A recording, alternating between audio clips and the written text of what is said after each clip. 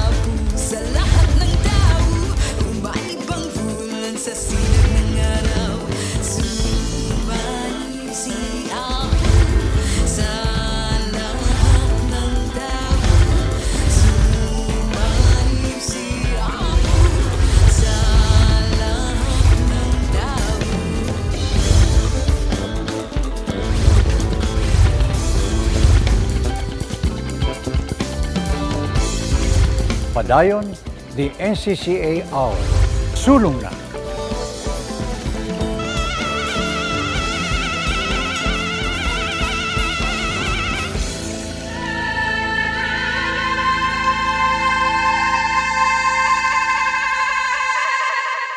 Pilipinas!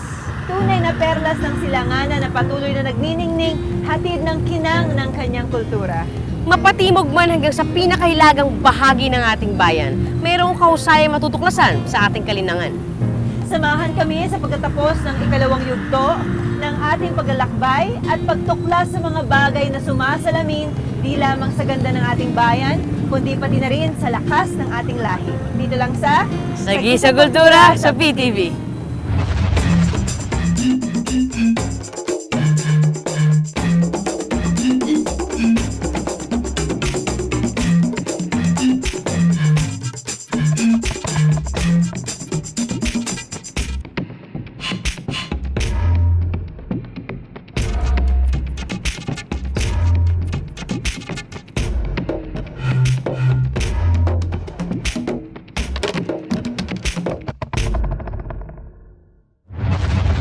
Sa pagpapatuloy ng ating paglalakbay sa tinaguriang seafood capital of the Philippines, ating puntahan ng ilang pangbayan ng lalawigan na may taglay na panibagong galing at mga katutubong sining. kilalanin natin ang iba't ibang mukha ng husay, mga pagkaing natatangi at naiiba, at mga sining na nagpapatingkad sa yaman ng kanilang kultura. Dito lang sa Likhang Yaman ng Capiz.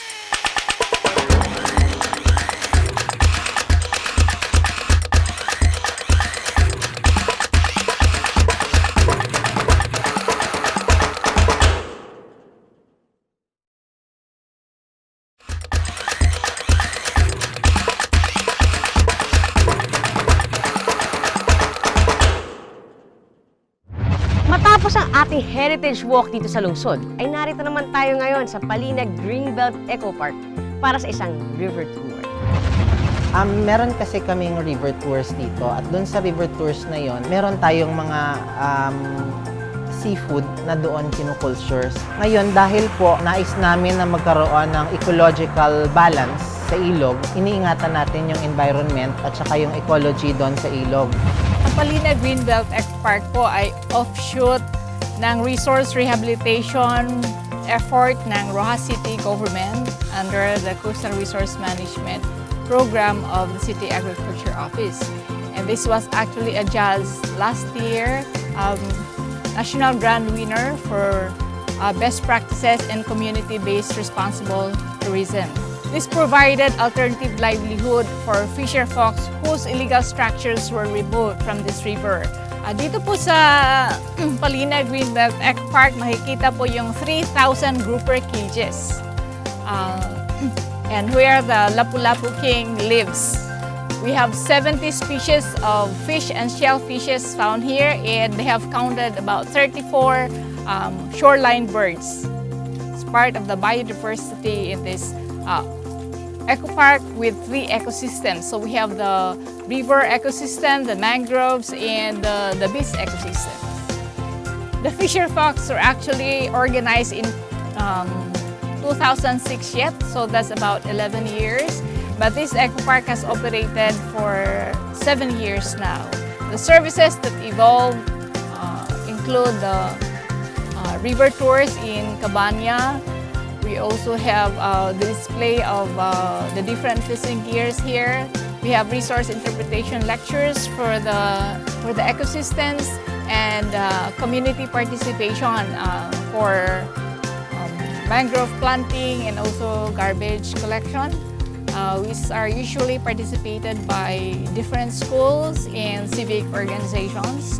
And we have, of course, here live seafoods. We have live groupers and other fish cage fishes.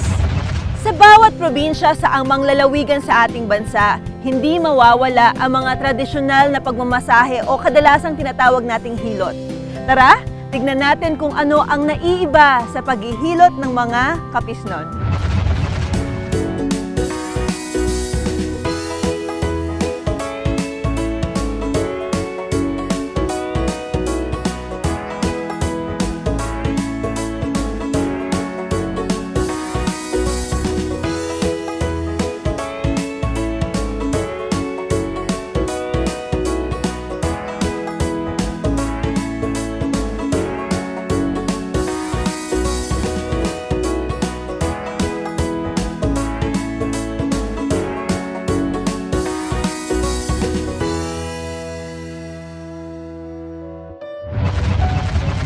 Magagawi dito sa bayan ng Ibisan, siguradong dapat kasama ang Basaw Beach sa listahan ng lugar na mapupuntahan mo. Ay kung bakit? Tara, silipin natin.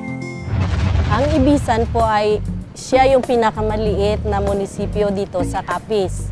Yung land area niya is 5,400 hectares. Yung population ngayon is almost 28,000. We have 15 barangays, 2 yung sa urban, 13 yung sa rural, tapos out of the 15 barangays, 10 yung nasa coastal. Maganda sa Ibisan is maraming seafoods at saka marami din kaming mga resorts na pwedeng puntahan. Ang Basaw Beach ay napapaligiran ng iba't ibang cove. Yung isang cove ay may 2 beach resort yon, White Sand Hills Beach Resort yung isa, tapos yung isa yung Patio Beach Resort na may-ari ng munisipyo ng Ibisan. Pag-ikot mo sa kabilang resorts, nandoon yung RBM Beach Resort at ang LA Beach Resort. Yung sand ay white, not so white as Boracay, but maputi din siya. Tapos yung isa pa na nawiwili sila is yung island hopping namin. Kasi yung Basaw ay napapaligiran din ng mga pulo. May 5 pulo na nakapaligid sa Ibisan. Yung may Marukol Dako, Marukol Gamay, Mabaay. Ito yung isa sa Tuwad pero sa kabilang barangay na yon. Kung akala niyo matatapos sa isang bayan ang ating pagtuklas at pagtikim sa napakasaganang yamang dagat ng Capiz, ay nagkakamali kayo. Dito sa Ibisan, sagana rin ang bayan sa mga bukirin at palaisdaan. Dahil ang Ibisan is tinatawag naming resorts heaven kasi mayroon kaming 5 na inland resorts. Tapos sa beach resorts may 6 at may 2 pa ngayong bagong tinatayo. Marami kaming seafoods doon. Mayroon kaming tahong, talaba, mga isda, at yung pinakamasagana sa lahat yung ibis. Kasi yung pangalan ng ibisan, doon yung kinuha sa maliliit na isda na kung tawagin sa amin ay ibis. Inaalagaan namin talaga yung seafoods namin, yung coastal namin kasi yun ang pinaka-livelihood ng ibisan. Mayroon din kaming isang cove, yun ang isang zone na mariculture zone. Doon yun nakalagay yung iba't ibang klase namin ng seafoods. Minsan, doon din pumupunta yung pawikan. Ang dagat, sagana siguro sa mineral content na nagustuhan nila. Nandito tayo ngayon sa boundary ng Basiao at Cabugao, dito pa rin sa bayan ng Ibisan, para bisitahin natin itong tahungan at talabahan ni Kuya Nante. Ikukwento niya sa atin ang proseso kung paano magpatubo ng tahong at talaba na talaga namang sobrang sarap at kilalang kilala dito sa Capiz. Ay, Kuya Nante, Hi. kwento mo naman sa amin, paano ba tayo nagpapatubo ng tahong sa talaba? Itong kinakainan, pinagkainan ng talaba. Ibibilad sa araw at So ito yung mga tapos talian. Oo, ito yung mga balat ng pinagkainan ng talaba. So yung balat ng talaba, pinapatuyo nila o yung shell. Tapos ito yung ilulubog sa itatali dyan. Itatali. Oh. Yan, parang ganyan. Yun. Ganito. Tapos, ilang buwan, Kuya, bago ka mga pinabalik-balikan mo ba siya or aantayin mo lang talaga? Nag-aantay lang kami. Titingnan kung may sira saka ayusin. Mga 6 na buwan, pwede naka-harvest ng talaba at ganyan. Wow! Ang dami ng harvest ko. Nakakamangha na nagsimula sa ganyan. Ito yung nakukuha nila pagkatapos ng 6 hanggang 8. So pinagsamang tahong ito at talaba dito sa ilalim. Ayan. Kuya, di ba kilalang kilala ang Capiz sa tahong? Oh. Dahil sa malinis na tubig, iba talaga yung lasa. Sa tingin nyo, ito'y dahil sa pangangalaga ninyo dito sa lugar ninyo? Oo, natural lang nga among pangalagaan ang namin kasi dito ang nabuhay namin eh. Pwede na itong kainin. Oo, pwede. Pwede na natin itong dalhin. Oo.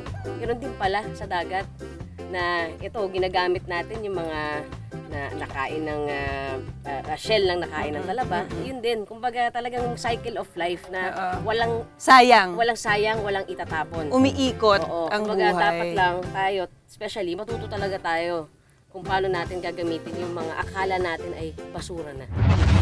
Hindi lahat ng labanan ay masakit at mabagal. Hindi lahat ng pagsuko ay negatibo ang dating. Minsan na may labanang napakasarap pasukin, tapang at tibay ay susubukan. Sumuko ka man sa bandang huli, sigurado naman ang tiyan mo ay happy! Yes! Let's fight! At dahil sagana nga kami sa mga seafoods, pwede kaming mag-bodol fight ng mga seafoods. Gabundok na tahong, gabundok na talaba, mayroon pang ang kasag, tapos may alimango at pasayan. Yun ang tawag namin dito, or hipon. Yan yung ginagawa naming pagkain, nalalagay sa mahabang lamisa. Kuha ka lang, kain ka lang ng nakakamay. Pwede naming sabihin na dito kayo kumain sa Capiz kasi malinis yung tinutubuan ng mga talaba namin, ng mga tahong namin, ng mga isda namin. Noong panahon ng Kastila, ang bayan ng Panay ang orihinal na kabisera ng Capiz bago pa man ito mailipat sa lungsod ng Rojas. Gaya ng Capiz, ang Panay ay mayroon ding mga tampok na kaparis ng sa ibang bayan. Mayroon ding kakaiba na dito mo lamang sa kanilang bayan matatagpuan. Ang Panay po ay isa sa mga munisipyo ng probinsya ng Capiz. Then ang Panay po is the second settlement of the Spaniards. They came from Cebu and then they went here. In terms of heritage, mayaman siya bukod dun sa simbahan, sa pagkain, sa mga practices, sa ritual, mayaman din ang bayang ito. Ang Panay po ay masagana ang lupa. Dito rin matatagpuan isa sa mga areas kung saan nanggagaling ang Capiz shells or ang POs. So how Panay got its name then? Nang dumating dito po yung mga Espanyol, nakikita po nila yung vast plain. Ibig sabihin po noon na, maganda pala ang taniman. So in local term, it is called haipan. That's why it is called panhay. Ang mga katangian namin dito sa Panay, of course, yung mga tao. According to the history, when the Spaniards came over here in our place, they were so very friendly. And then the way they talk, their language. Sa history ng Panay, dati dito yung tinatag ang winery na ang wine ay galing sa Nipa.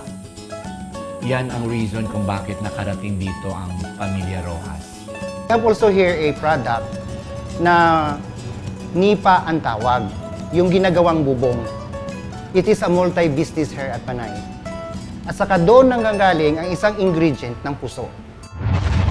Gaya ng ilang mga antigong simbahan ng Capiz, ang Santa Monica Parish Church ay kasama sa mga maipagmamalaking pamanang istrukturang panrelihiyon ng lalawigan.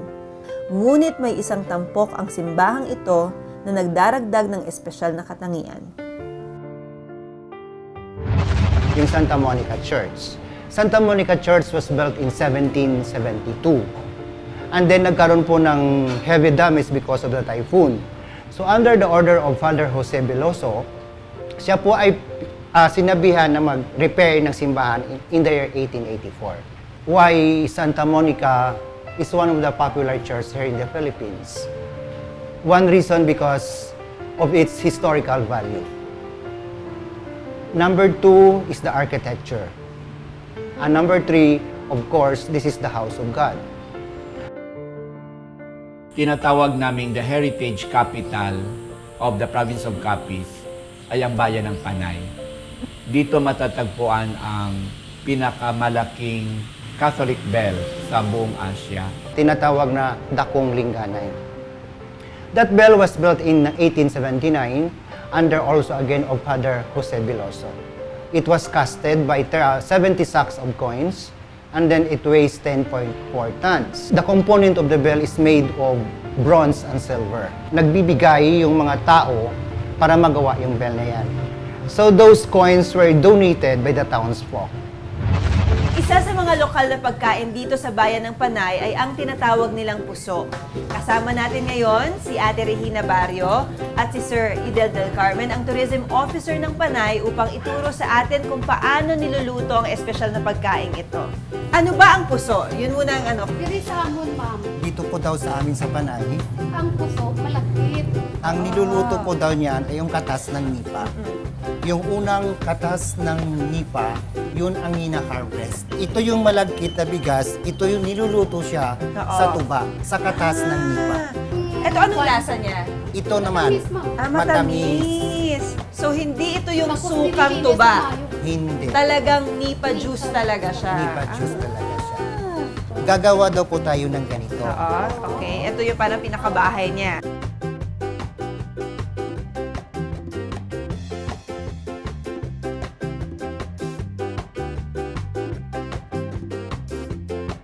At ngayon, pagkatapos ng 5 hanggang 6 na oras, makikita na natin ang finished product, ang ating puso na luto na. Ayan! Tignan natin yung lasa. Yung tamis niya ay napaka-natural.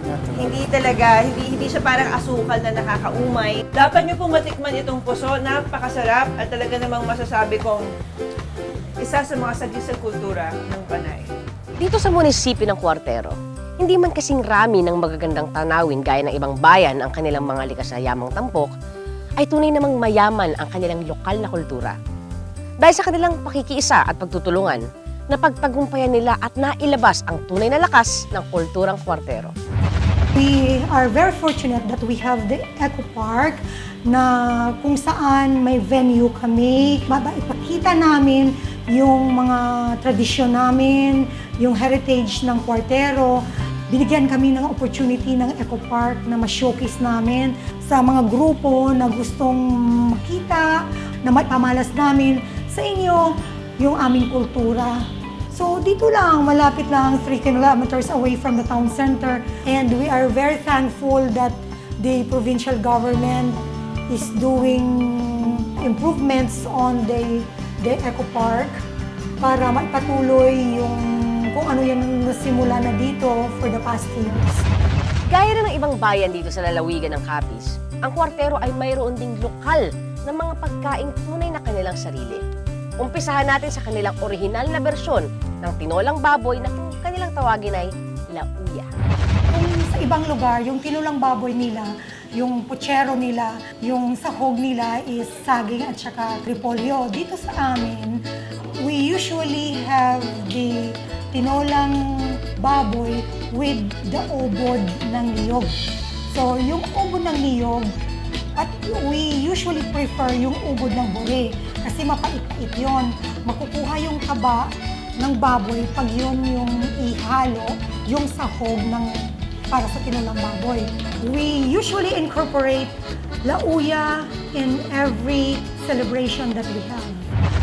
Ang mga sangkap ng lauya ay bawang, sibuyas, luya, tanglad o lemongrass, asin, betsin, toyo o patis, ubod ng nyog, libas o alabihod, at karne ng baboy.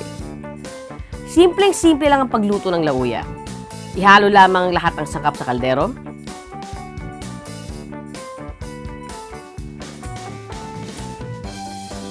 Hintayin lumambot ang karne at kumulo ang sabaw. Dagdagan ng pampalasang naaayon sa panlasa. Karaniwang niluluto ang ulam na ito gamit ang tradisyonal na pagluluto sa gatong.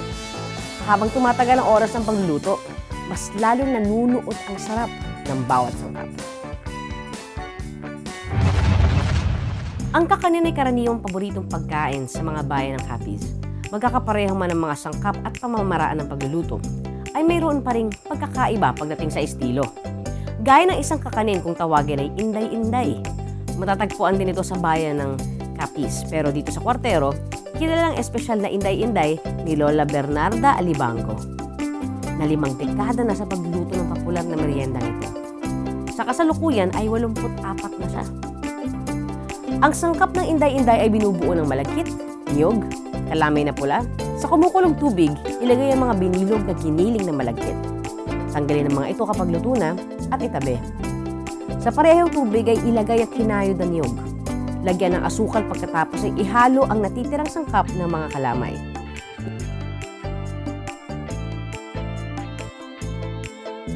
Ibuhos ang kumukulong sabaw sa nalutong malagkit. Handa na ang inday-inday. Dito sa Capiz, pare-pareho man ang mga produktong dagat ay mayroong iba't ibang pamamaraan ng pagluto ang bawat bayan, ang bawat kainan. Silipin natin ang ilan sa mga orihinal na lutuin ng mga Capizenyo. Nandito po tayo ngayon para magluto ng fish pizza.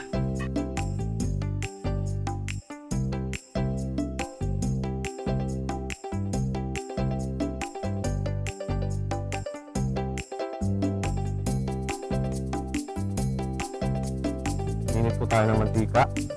Next step is bawang po. Then, isunod na po natin yung luya. Next is sibuyas. Next po, ilalagay na po natin yung isda. Itong isda po ito is lapu-lapu. Then, lagyan na po natin ng tubig. Then, pakuluan lang po natin for 3 to 5 minutes. After 3 to 5 minutes, luto na po yung ating isda. Pepper. Then, asin. Pagkatapos na pong kumulo, ay ilalagay na natin yung isda dito sa ating pinukulong ng kanin. After ilagay natin ang isda, papakuluan natin ng 3 to 5 minutes. Lagay na po natin yung tanglad for the aroma ng kanin. After 3 to 5 minutes, uuwi na po natin yung ating fish pizza.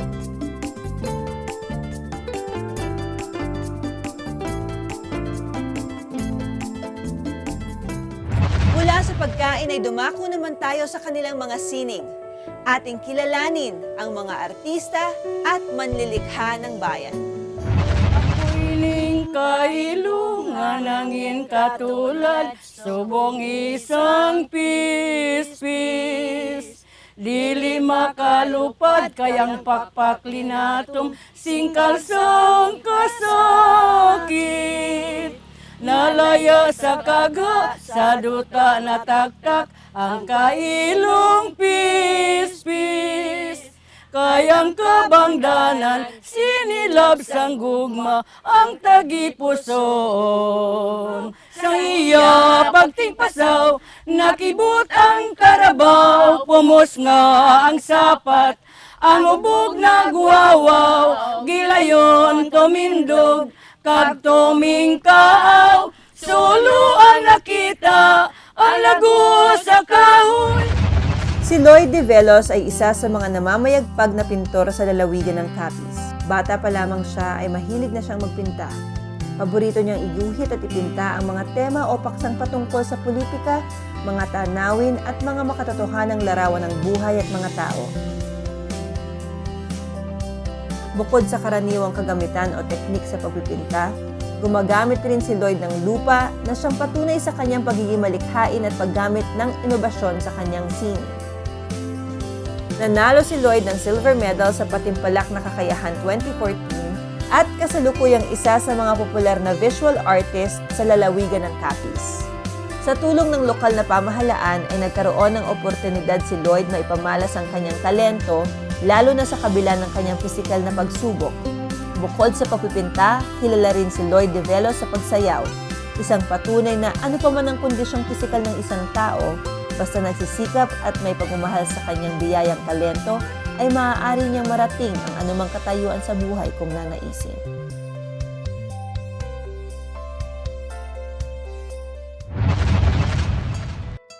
Pitong taong gulang pa lamang si Lolo Rodolfo Cata ay marunong na siyang maglala ng iba't ibang produktong basket.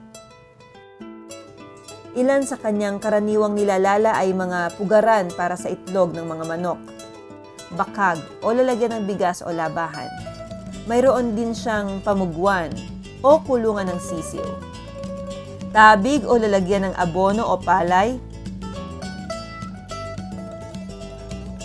at tipas o mas kilala bilang bilao. Gamit ang kawayan, kanyang itak at kaalaman sa paglalala, ay nakabubuo si Tatay Rodolfo ng mga tradisyonal na kagamitang lala na di lamang nagbibigay sa kanya ng hanap buhay, kundi pati na rin nagpapatuloy ng buhay ng isang tradisyonal na kaalaman ng mga Kapisnon. Si Lolo Leopoldo de la Cruz ay di lamang abala sa pagsasaka. Gaya ni Lolo Rodolfo, mayroon ding angking galing at kaalaman si Lolo Leopoldo. Bukod sa paggawa ng Huwebes ay marunong ding mag-ukit si Lolo Leopoldo. Maniwala man kayo at sa hindi, ang mga disenyo niya ay kadalasang bungang isip lang at walang ginagayahan. Bukod dito ay natuto siyang mag-ukit sa sariling pagsisikap lamang at sariling turo. Si Tatay Arcadio Apolinario Jr. naman ay isa rin sa mga pinagmamalaking mamamayan di lang ng kwartero kundi pati ng Capiz. Mahusay sa pagpinta si Tatay Arcadio, pero mas higit siyang kilala sa pagiging iskultor.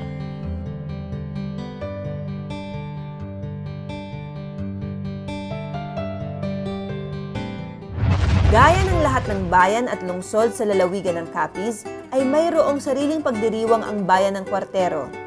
Tuwing Hunyo, ipinagdiriwang ng bayan ang pista ni San Antonio de Padua. At nakapaloob dito ay isang sayaw na natatangi sa kultura at mga mamamayan ng kwartero. So yung sayaw kay San Antonio de Padua is a ritual dance. We usually dance the sayaw during the feast day of our patron saint, June 13.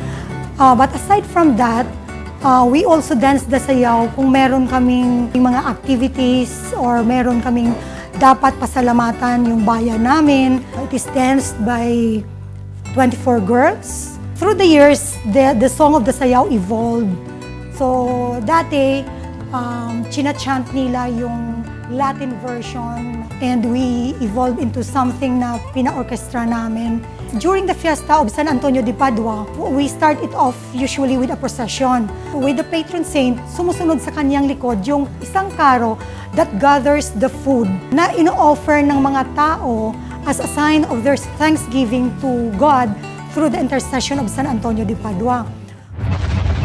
Sa imo kami nagadangop, San Antonio nga bulahan, kay San Diyos ikaw gintugon, sang grasya sa pagpanabang.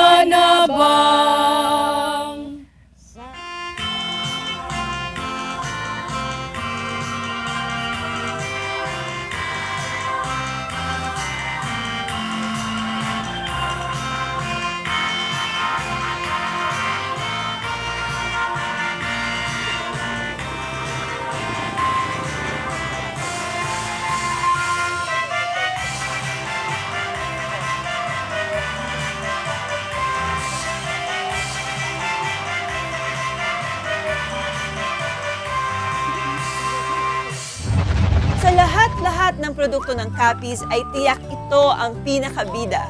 Ano pa ba kundi ang mga produktong Capiz ng Capiz? Yung Capiz is also a bivalve. When we talk of bivalves, yan yung shell na dalawa yung sides and it contains a muscle sa loob. So naturally, the Capiz shell, as we would call it here, is very abundant in many of the shores in Capiz. The reason why it is such an interesting item is aside from it being a decorative feature for many of the old houses all around the country, you have Capiz windows. The reason for this is because they allow some light to enter, and the light that enters is so unique. The filtering effect of Capiz shells allows you to relax. It has a very relaxing feel, the light that filters through Capiz. Yung Capiz na nakikita natin sa mga bintana, isang example kung paano ginagawang dekorasyon or isang produkto ang Capiz shell dito sa lalawigan. Aside from just the translucent property of the shell, it also has a nice sound. Those are the two qualities of the shell that's probably not with many other shells. Also, it is durable depending on how it is processed. Ang mga panay Bukidnon at ang mga ati ay dalawa sa mga katutubong pangkat na naninirahan dito sa lalawigan. Gaya rin ng ibang pamayanan, ang mga panay Bukidnon at mga ati ay mayroon din sariling kulturang maipagmamalaki, mula sa sining, tradisyonal na pamamaraan, hanggang sa pagkain. Ating silipin at isa-isahin. They have this festival which is called Pangahaw. Ito yung ritual ng mga panay Bukidnon na hindi mo na sila kakain ng bagong ani kung hindi makapag-ritual. Hanggang ngayon ay pinapractice pa ito, especially in the upland areas among the Panay Bukidnon. Kasama sa ating kayamanang mga sayaw ang mga ambag ng ating katutubong mga ninuno. Dito sa Capiz, bawat bayan ay may kanya-kanyang pagkakakilanlang sayaw. Kasama na rito ang sayaw ng binanog. Sa Panay Bukidnon, both in Tapas and Hamindan, yung sayaw nila na binanog from the word banog, na ibon na banog, in which they imitate the movement of the bird. Ipakita ko na mo sa mga kultura na ipagwaha na may panay Bukidnon.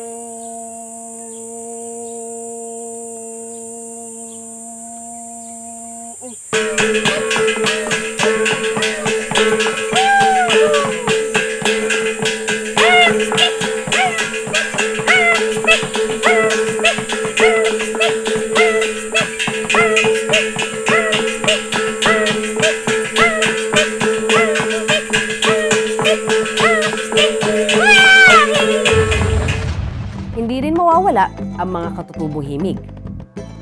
Dito ka lang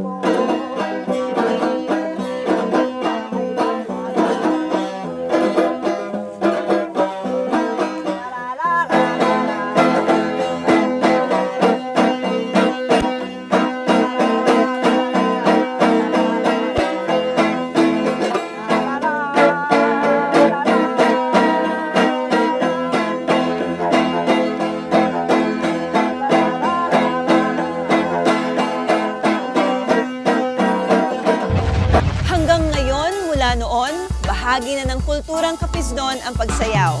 Mula sa mga katutubong indak hanggang sa makabagong ritmo, ang mga Capiz noon ay likas na masining, likas na manananghal.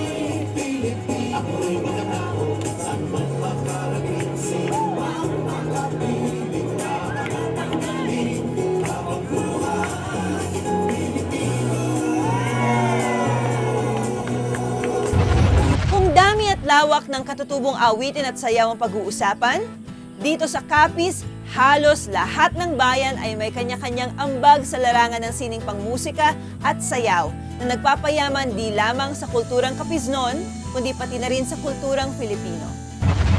Capiz has more than 20 published folk dances.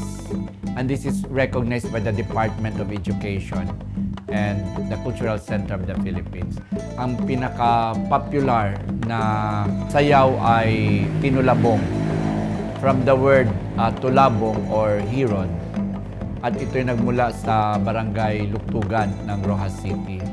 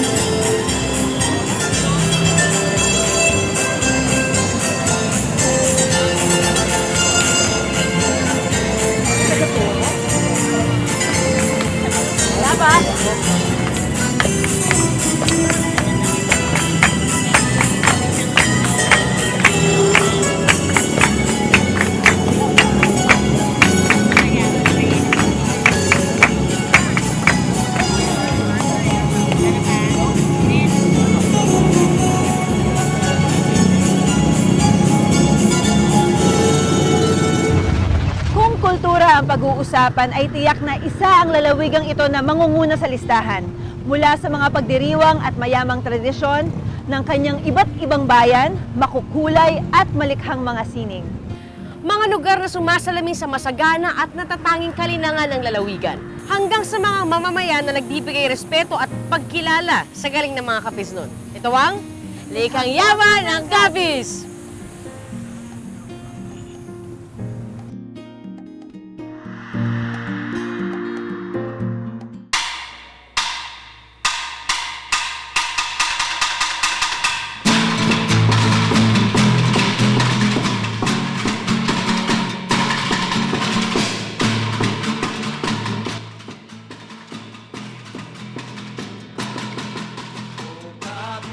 Banwa ko nga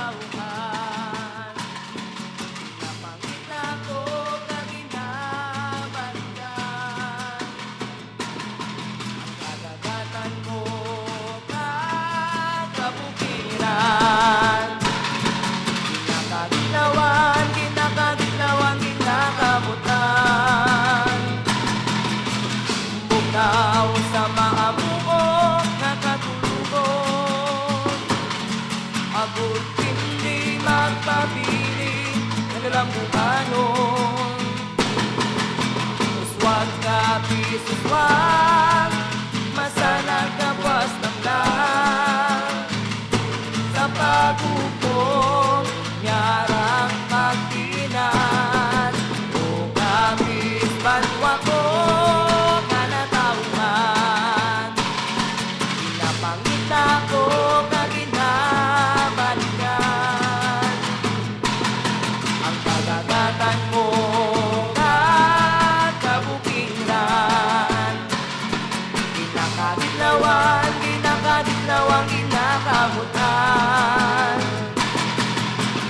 Nagway mo nga maduwagon, makabiliran ang imo nga kagayon. Timbugayan sang makagagaon, sang bukanagan tunang manggan.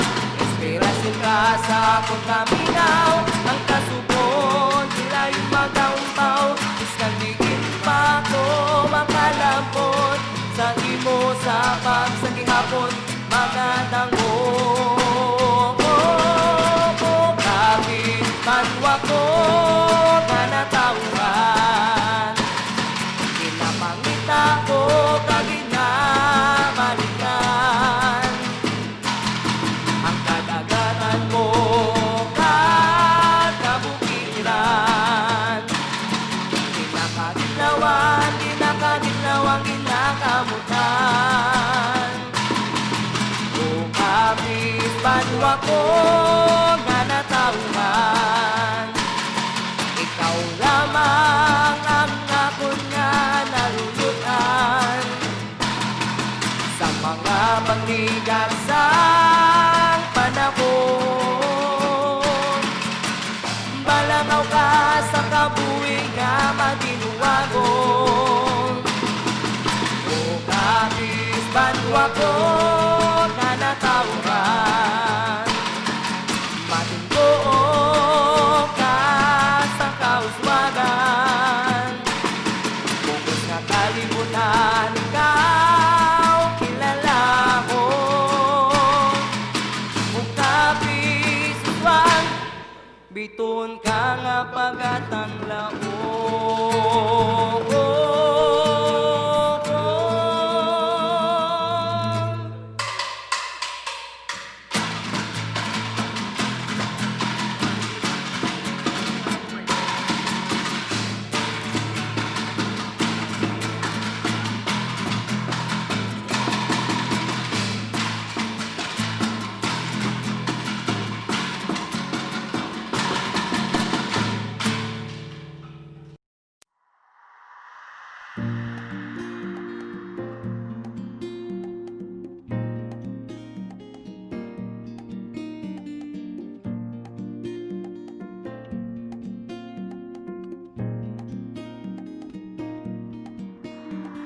Ako ay Pilipino, lahing matapang, lahing matalino, nalakbay ko ng mundo.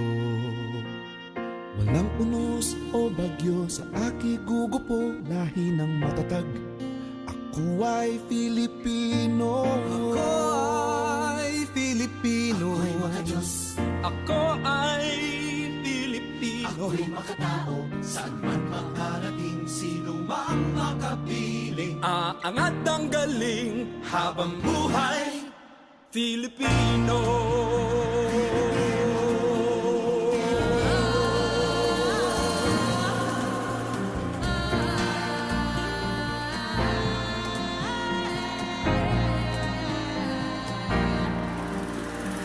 Itong ikot sandaang mga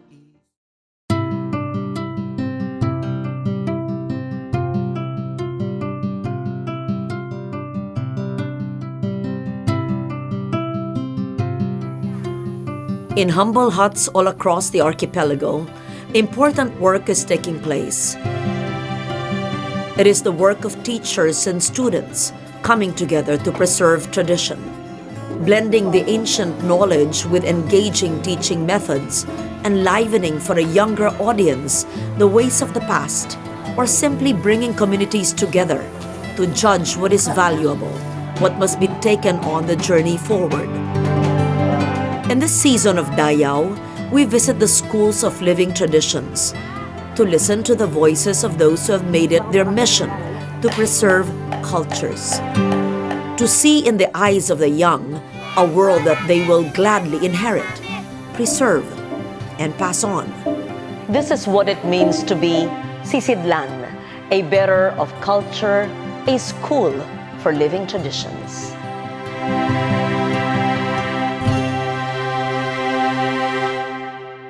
Whenever we try to understand the indigenous peoples of the Philippines, we do so by studying their art, their language, their culture. It is a good start. While material and intangible culture may contain much of their traditional knowledge, the effort to truly understand a culture extends to the historical, social, and economic realities that continue to shape the life of a community. The lives of the indigenous peoples are more than just their crafts or their costumes. It is their vanishing forests, their marginalization, their exclusion from the national agenda that make them what they are today. How do they respond to the social realities that have shaped their lives? What elements of their culture are valuable and dynamic? And how do they come to terms with the present while holding on to the knowledge of the past?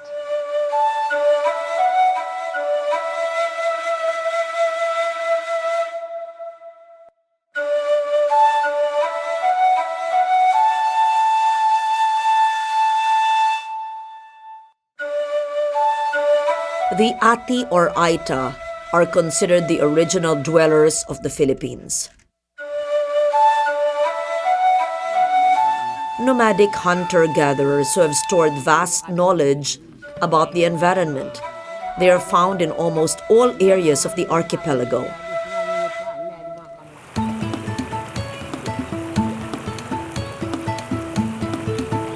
From the lowlands of Luzon to the vast jungles and mountain ranges of the Visayas. Their knowledge of the forest has not only resulted in a vast store of survival techniques, but in a lifestyle that values balance and sustainability. Long before low carbon footprint became a concern for us, the Ati of the Philippines were already treading lightly on the environment.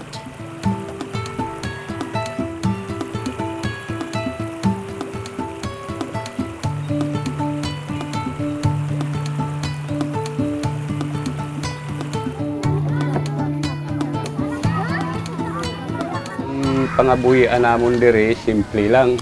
Ang pamumuhay daw ng mga ati ay simple lang. Meron naman po silang mga lupain na pwedeng pagtaniman. Tapos ang gawi po ng mga kinaugalian po ng mga ati ay sa tuwing tag-init, lumalabas sila at naghahanap buhay. Tapos pag sakaling tag-ulan na, bumabalik sila para magtanim ng mga iba't ibang klase ng mga kakanin.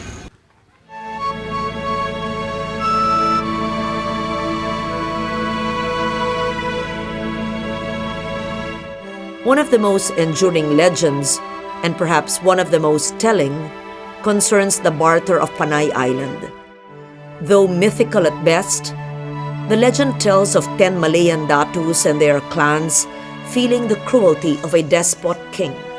They crossed the seas and landed in Panay, which was inhabited by the Ati, under the rule of their king, Haring Marikudo. The legend states that the Malayan datus offered Marikudo a golden salakot and his wife Reina Maniwang Tiwang a long golden necklace in exchange for the fertile lowlands of Panay. Marikudo, beguiled and delighted by this gold trifle, accepted the offer and retreated to the mountains, where the Ati have lived ever since. The legend is a basis for the popular Ati-Atihan festival. Much as we may find the legend amusing, it points to our own perceptions of the Atis as a people who would trade valuable natural resources for glittery trifles. A much more realistic story would trace the gradual retreat of the Ati to the uplands as their lands were settled on by the Malay.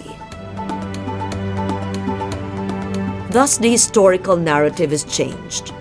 The move to the jungles and mountains becomes not a voluntary act but a result of encroachment. Yet another chapter in the wandering life of the Ati.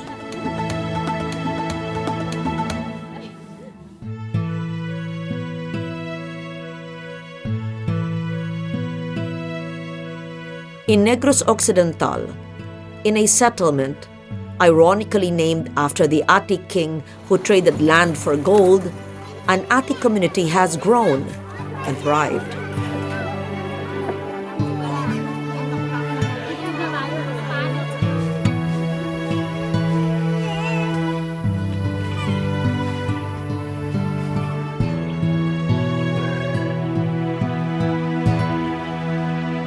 Hectares itong lugar nila. Ang mga pamilya ngayon, I think, is more than 100. More or less 120 families na ang nandito. Ang populasyon naman nila, it's about mga 1,000 ang populasyon nila dito sa lugar na ito. Ang mga Ati po ito ay mga tao na nanggaling actually sa Panay Island. Mga migrants sila dito sa Negros. At itong Maricodo ay naging settlement noong 1967. Settlement ng mga Ati dito sa Negros. Nilagay sila dito para naman mabigyan sila kung anumang development ang gusto ng gobyerno, maibigay sa kanila dahil nakasettle sila sa isang lugar dahil pag-alagala kasi sila.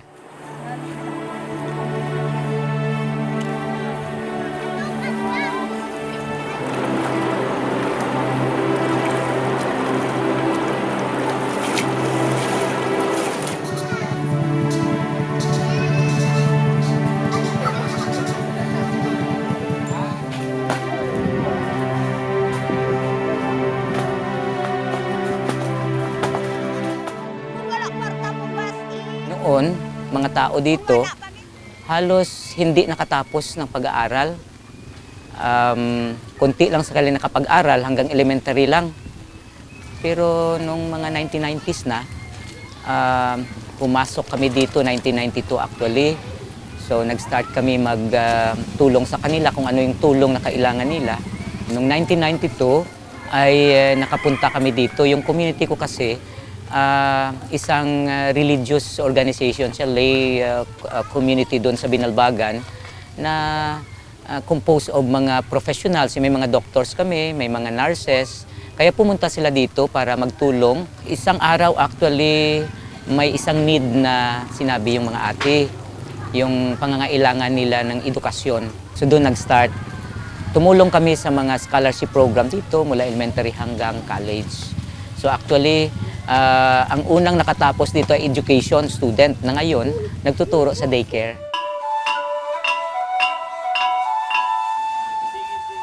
Actually, itong SLT ay actually a dream ng mga itong cultural masters ngayon.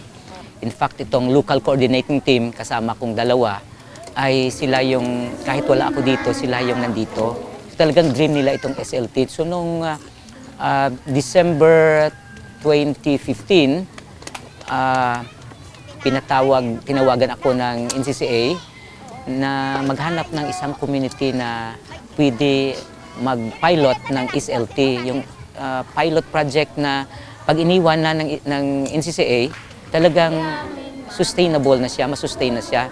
Sa pag-iwan mo talagang nandyan na, patuloy pa rin siya. Kaya sabi ko, mas appropriate itong lugar na to. Kaya bumalik ako dito, sinabi ko sa dalawa at sa tribal leaders nila. At very positive naman sila. In fact, nabuhay yung dream nila. Yung dream na maipasalin, mabuhay uli yung kultura, yung nawawala na kultura.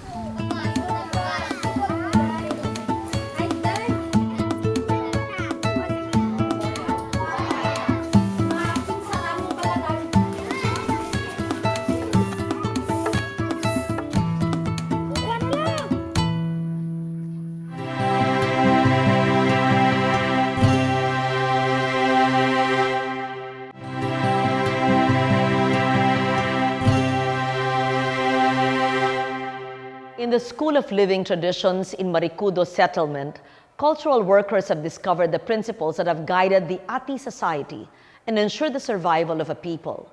These are alive, in use, made manifest in the daily routines, principles of social and gender equality, the values of fairness and social interaction, the primacy of language as a means for social unification.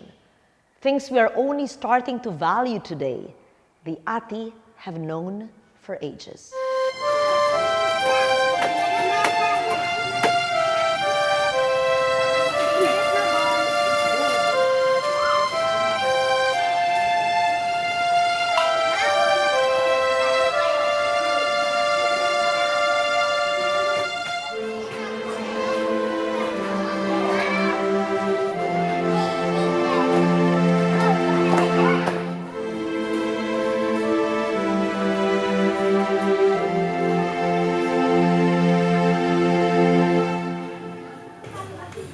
The focus of this School of Living Traditions is one preserving craft as a means of livelihood. So inuna nila yung rara dahil magbibigay ito ng hanap buhay sa kanila. Rara, or weaving, is not only a sustainable cottage industry, but also one that allows many product innovations.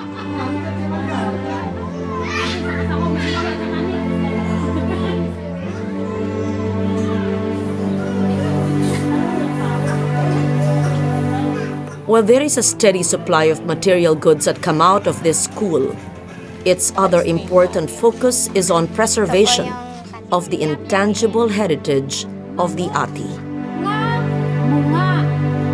Ay yung lingwahe, dahil nawawala na itong lingwahe. Hindi na ginagamit ng mga bata. Yung mga bata hindi na marunong magsalita ng lingwahe nila. Kaya sabi nila, itong isa sa mga importante din na mga art forms na dapat ipasali namin sa mga tao.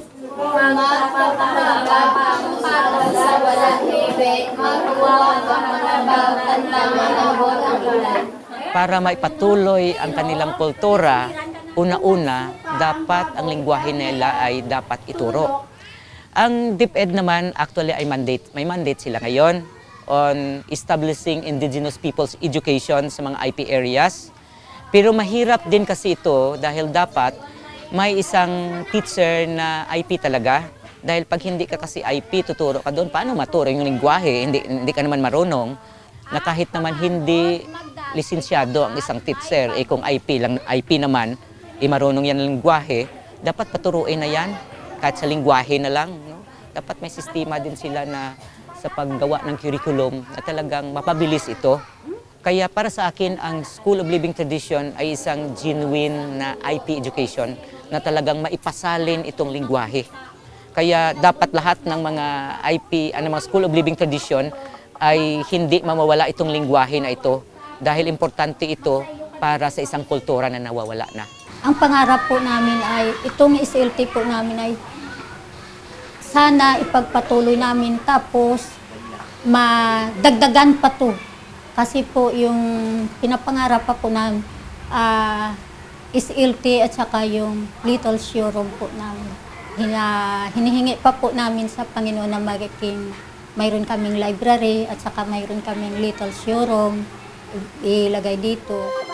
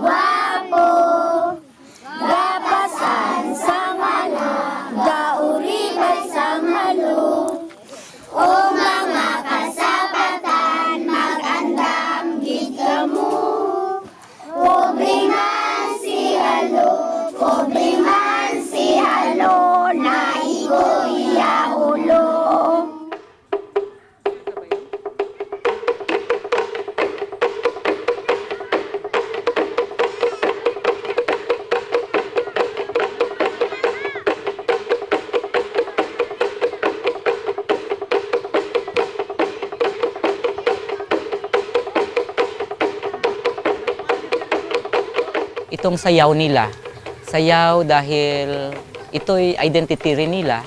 So dapat maibalik ito. Mayroon silang isang sayaw na yung kupoy na manok, tawag nila kupoy na manok. Yung kupoy na manok kasi isang isang roaster na yung parang pakpak niya dahil siguro sa away napilasa na. So kupoy siya parang hindi na siya pero pag nag-court siya sa isang hen, sinasayaw nila yan.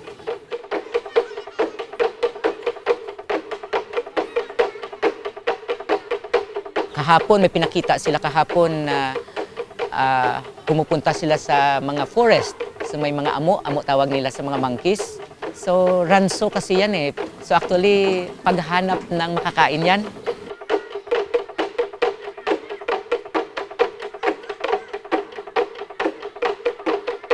So sinasayaw nila riyan para ipakita yung pamumuhay nila.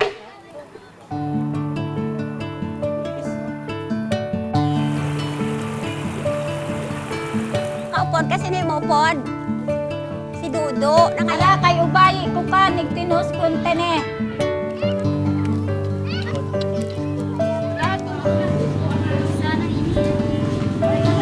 Ang pangarap ko bago pa man dumating ang araw na hindi ko na kaya, alam na ng mga bata, alam na rin ng mga magulang ang tungkol sa kultura namin.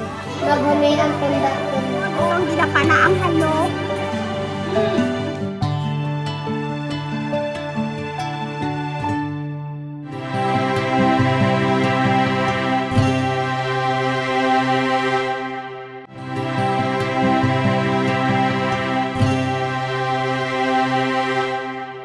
We tend to idealize the schools of living traditions as a way in which we are able to, quote-unquote, extend a helping hand to the indigenous people. But no school of living traditions exists without a solid foundation in what is inherent in a culture.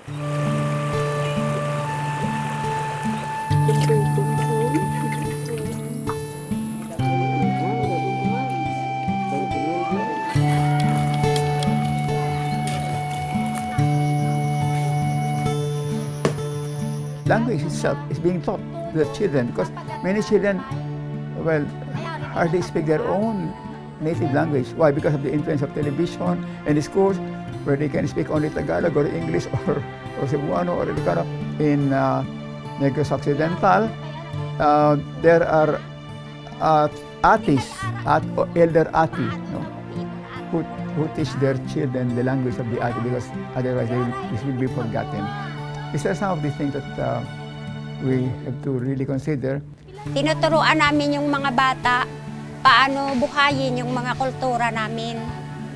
Tinuturuan sila kung paano mag-isip, magpinsar sang mga nagligad. Kasi gusto ko mabigyan ng buhay ang nakaraan, ang nawawala na.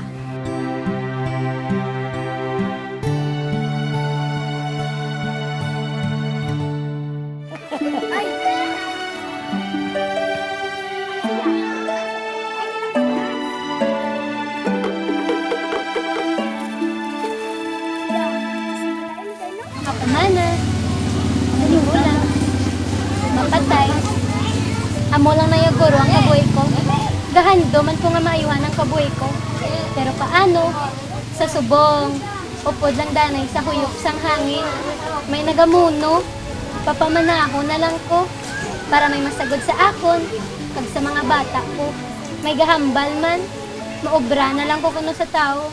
May lang kung buot ang amo ko, ambot, maano ko, pero hindi na amoy ang kabuhi ko. Kay naging makasgid ko, kag biskan gudlay, biskan pigado, nag-eskwela gid ko. Subong, second year college na ko, kagduwa na lang katuig, teachers na ko.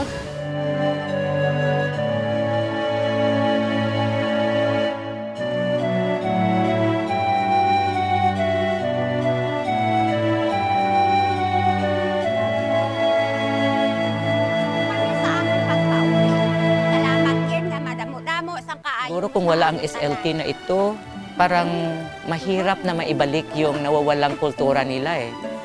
Dahil sa SLT na ito, maraming nangyayari actually dito.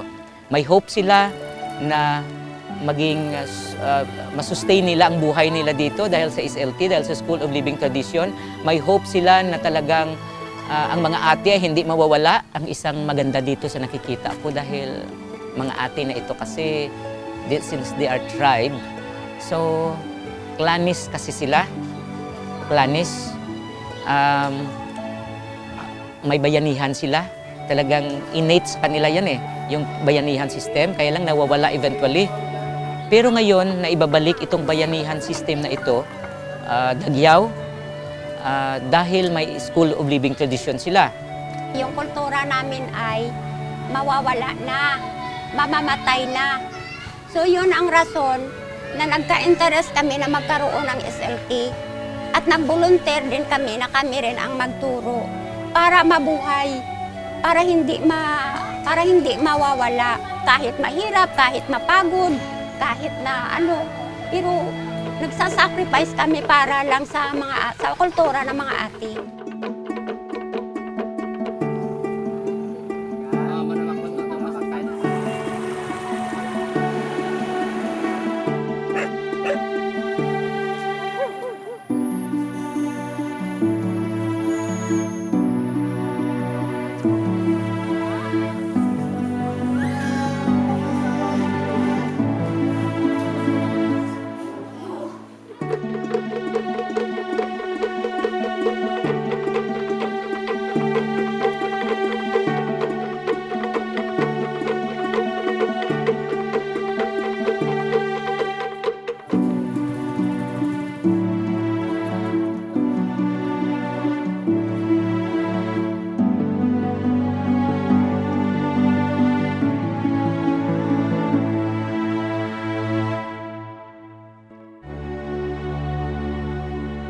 From this School of Living Traditions in Negros Occidental, we can learn many things. We admire the baskets and the wares they produce. We are proud of the continuing work that fosters livelihoods and sustainable industries. We're even prouder of the way our cultural workers, who are essentially outsiders to the community, have devoted their time to organizing, furthering, and helping to manage the community's skills. But let us not forget that all this time, the Ati have had it within themselves. This resilience forged from their ties to the environment, this collective memory assure them of their place in a modern world. This ability to survive without harming others or encroaching on environments, a whole sustainable lifestyle that we must help nurture and leave alone.